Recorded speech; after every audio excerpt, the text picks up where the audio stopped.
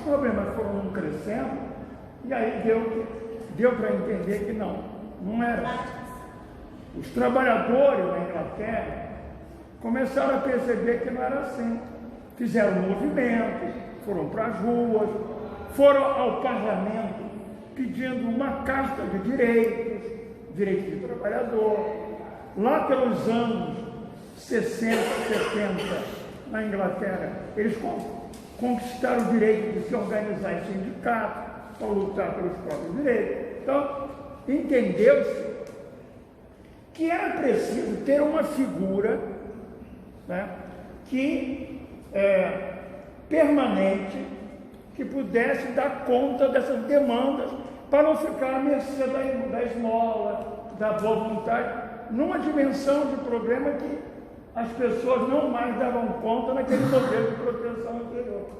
E aí apareceu o embrião no século XIX do que seria mais tarde, nos anos 40 do século passado, o que vocês chamaram de bem-estar social, que eu prefiro chamar de estado de proteção social. Atribuiu-se ao Estado o dever da proteção social. Não é? Tem um pensador, Roberto Bobbio, que atribui ao Estado essa grande missão da proteção social. Agora, eu vi aí nos papéis, e é preciso me permitir fazer umas correções. Primeira correção, olha, alguém colocou: o governo deve promover políticas públicas. O entendimento, o avanço que desagou nos anos 40 do século passado é um pouco diferente. Vocês sabem o que é governo? Aí é uma confusão. Governo é o prefeito da cidade, é o governador. Governo é sempre um partido político que se apropria do Estado por direito, porque foi escolhido por eleições livres, legitimamente, para dirigir o Estado, que é um ente jurídico sempre e de caráter permanente. Esse Estado pode ser o município, o próprio Estado ou a União. Por isso é que proteção social, como não pode ficar ao sabor das intercorrências, ela é uma atribuição do Estado. Vocês já ouviram assim, o programa do leite do Sarney. Sarney foi embora, acabou o programa. Não é? Toda a construção civilizatória da proteção, e aí a chamada secundária, oferecida por instituições, né, ela tem que estar na mão do Estado. O Estado, ele tem que cumprir essa missão. Isso foi uma conquista civilizatória do iluminismo para os dias de hoje. O Estado cumprindo esse papel, regulado por leis, Constituição, e essa proteção, ela se efetiva no que vocês chamaram de políticas públicas ou políticas sociais. Tá?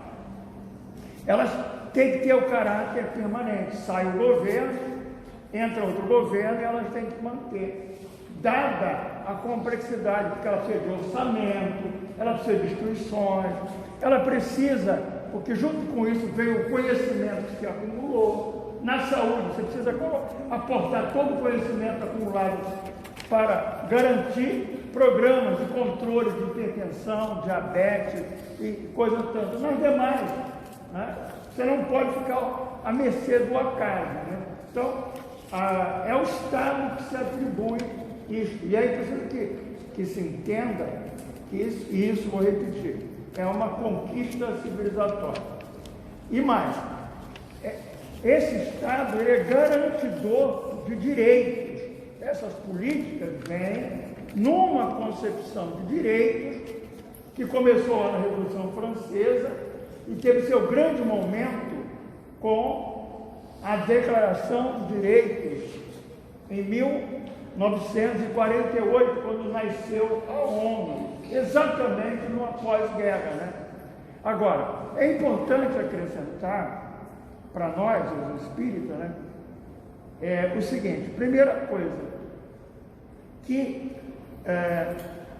todo esse processo do Estado, da proteção dos direitos, que se configuram em políticas de saúde, educação, etc., né, eles se fundamentam, igualzinho que da COBR, em princípios e valores. E o princípio pétreo, basilar de tudo isso, chama-se dignidade da pessoa humana, que é um princípio ético atribuído a Immanuel Kant, um dos pensadores lá do Iluminismo. Porque, em geral, da nossa condição humana também, a gente atribui valor por comparação, não é? Olha, isso aqui é legal, porque eu comparei com outra coisa que eu não acho que é tão legal. Isso aqui é bonito. Não, isso aqui é feio. A dignidade da pessoa humana é um valor irredutível. Ele não nasce da comparação. Ele nasce do entendimento que toda e qualquer vida em si mesma tem valor, independente de qual seja. Se você tem um estuprador terrível, né? Ele foi preso, que as leis permitem que ele seja preso, julgado e condenado.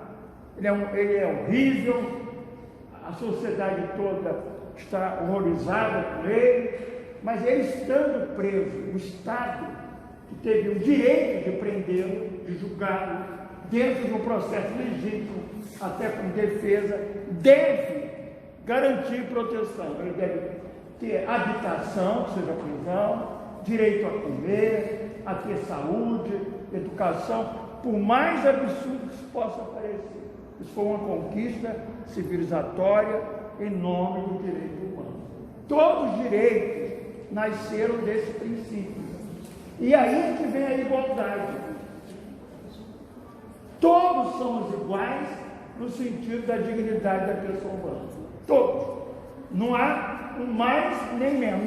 Nem o homem mais do que a mulher, nem a mulher mais do que o homem, o negro em relação ao branco, não tem. Que é a dignidade da pessoa humana. Esse é um padrão, eu estou ainda fora da doutrina, né? É um padrão que a civilização, com a lei do progresso, como a gente estuda, chegou. Eu não estou dizendo se isso é definitivo, não estou dizendo que chegamos a esse patamar. Isso não era assim. Nós vivemos a barbárie, nós chegamos a esse patamar. Tá?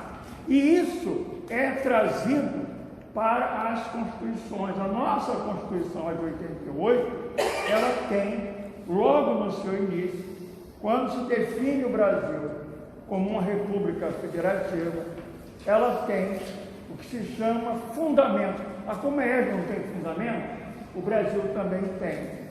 Tem a cidadania e tem a dignidade da pessoa humana. Todas as leis chamadas infraconstitucionais, as leis complementares, o SUS, que é uma lei, o SUAS, que é uma lei da assistência social, tudo isso se fundamenta na dignidade da pessoa humana. Isso aí é fundamental. É como se nós partíssemos de uma posição onde eu estou, em direção ao centro. Onde eu estou, você tem a divergência e a diferença. Somos diferentes. Mas eu preciso aproximar essas diferenças, não anulá-las, não se anula, mediá-las com a dignidade da pessoa humana que está no centro, para que nasça o meu respeito por ela, na diferença que há entre nós. Mantida essa diferença, surge um valor supremo que nos iguala, que é a dignidade da pessoa humana. Isso é fundamental, ok? Agora, os espíritas, né, nós podemos dizer, na linguagem espírita, adotando esse princípio, alargá-lo naquilo que a doutrina nos confere, quando diz que nós somos espíritos, criados simples e ignorantes, já tem um patamar de igualdade, todo mundo foi criado igual. E nessa igualdade inicial, está dito que todos somos filhos de Deus, fomos criados por Ele, simples e ignorantes, com o potencial da perfeição. Então, se nós quisermos analisar essa dignidade pelo olhar espírita, ele pode dizer, fala aí, todos somos filhos de Deus. Né? É buscar isso, olhar o outro como filho de Deus, que ele é, tal quanto. Aquele estuprador é filho de Deus também, tanto quanto eu sou. Né? Isso é na linguagem espírita, quando a gente busca a convergência. Convergir não é romper com a diferença, não se nega a diferença. É buscar na diferença aquilo que nos faz iguais, seja na dignidade da pessoa humana, ou seja porque é filho de Deus. Então, essa é a ideia. Bom, para concluir, tá? Bom, talvez mais 3 coisas precisam ser ditas. Né? Uma, os estudiosos, eu vi em alguns textos, apareceu a palavra aí, capitalismo mais um, né? Dizem que esse estado de bem-estar, que durou 30 anos, 30 anos gloriosos, lá na Europa, de 1940 a 70, ele erudiu com o neoliberalismo, né, que esse modelo foi um modelo arranjado, foi uma grande engenharia do capitalismo, para ele sobreviver, né, e para minimizar os problemas sociais. Né, é dito isso. Né? Um economista, Keynes, criou uma teoria chamada keynesiana, que pensou o seguinte: olha, nós precisamos promover o desenvolvimento econômico, né? E isso depende de consumo. Então eu preciso que as pessoas, para consumir, estejam empregadas, o ideal do pleno emprego. Então, na cabeça dele, investimento em política social era para garantir o quê? O desenvolvimento econômico através do pleno emprego. Foi um arranjo entre o econômico e o social. No meio desse arranjo, também acrescentou-se algumas medidas que, para atenuar aquela, seria como que aquele grupo que não seria contemplado por esse arranjo, não é? Porque esse modelo, ele está centrado no trabalho, e todo o modelo de proteção social, de bem-estar social do século XIX da Inglaterra, ou mesmo da França, a gente vai falar dele depois, todo ele foi centrado no trabalho. Então, esse modelo também, que durou 30 anos, lá de 40 a 70 na Europa também. Mas havia algumas situações que esse sistema não cobria, né? Não dava conta. Ou seja, esse modelo, ele se assentava no que se chama seguro social. Era um modelo muito forjado no que se chama proteção social contributiva. E resultou também na Constituição de 88, muito baseada nesse conceito de proteção da Europa, né? Mas um pouco diferente. Um pouco diferente. E aí, esse sistema estava centrado na ideia do seguro social, que nós chamamos de previdência social. Eu pago, então, se eu ficar doente, eu tenho assistência, se eu morrer, deixo uma pensão, mas tinha um grupo que não era atendido por isso. Então, eles desenvolveram algum modelo chamado de assistência social, que é uma proteção social não contributiva. Não precisa contribuir para ter direito a ela. Se tem direito a ela pelo simples fato da necessidade. Bom, como eu disse, esse sistema começou a entrar em crise a partir dos anos 70 com as políticas neoliberais. Não cabe aqui, para não tomar tempo, avançar bem. Pois é. Então vamos deixar essa. Bom, respondendo a você, a nossa Constituição, a de 88, ela é um marco. Repare que eu estou falando que nos anos 40, lá na Europa, se estabeleceu esse Estado. Né? O Brasil não teve. Agora, se você puder comparar o Brasil do século XIX com o Brasil com a Europa, você pode ter certeza de que você, no século XIX, você não tinha trabalho no Brasil. O trabalho não era um valor, ao contrário, era um antivalor. O que sustentava a escravidão era a negação do trabalho. O trabalho era coisa para gente inferior, não era para o branco, elite. Então você não tinha uma concepção de trabalho. Você só vai ter isso a começar no século XX.